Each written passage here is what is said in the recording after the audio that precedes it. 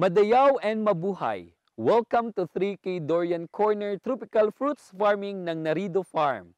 Tara, samahan niyo ako at ipapakilala ko sa inyo ang aming negosyo. Tara!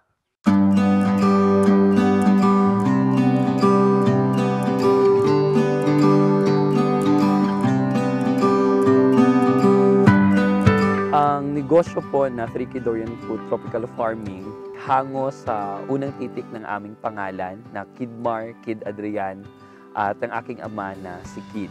Sabihin na lang natin Narido Farm ay nakatuon sa produksyon ng high quality and fresh durian, mangosteen, and other tropical fruits.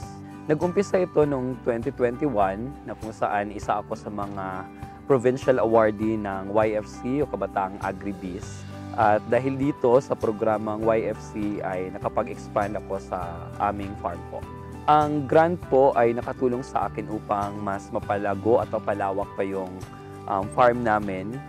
At ito ay nagsilbing pang-umpisang puhunan dahil nga yung expansion farm namin ay dating banana plantation na kung saan 2 years before the Kabataang Agribiz ay isinauli ito sa mga landowners dahil ang lugar na yon ay isang watershed area. So sa paraang yon ay mas napalawak namin yung farm namin. Yung grant po ay naipalago ko sa paraan na kung saan dahil meron na kaming existing farm, yung ibang allocation ng napanalunan ko ay ibinili ko ng ibang farm inputs na ginamit din namin sa existing farm.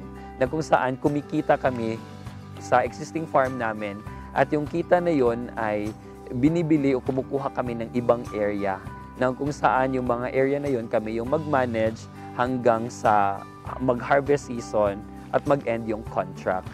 So, kumbaga, meron kami mga bagong farm na nirerentahan sa ibang farmers po.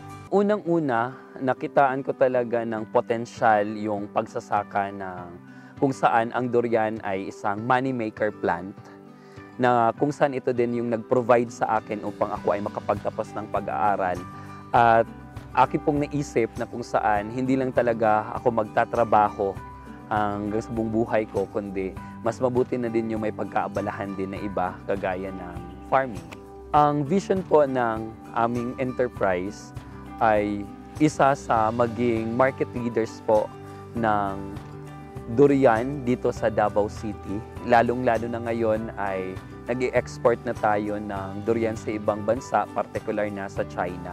At hindi lamang yon magtatapos sa pagiging exporter o supplier ng durian sa mga exporter natin, but kami din po ay magkakaroon ng food processing o yung fruit processing po mula dito sa aming mga produkto sa durian.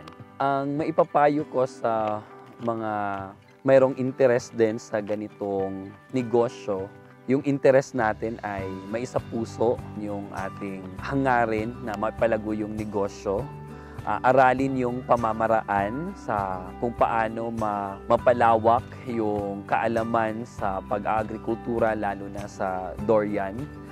Para mas mapalago pa yung negosyo natin ay sumasali ako sa mga exhibit at yun ngang WOFEX at saka MAFBEX. Nagbigay siya ng opportunity sa akin upang makakilala pa ng mga bagong buyers na hindi lang dito umaasa sa mga local buyers at doon sa mga exporters natin ng durian.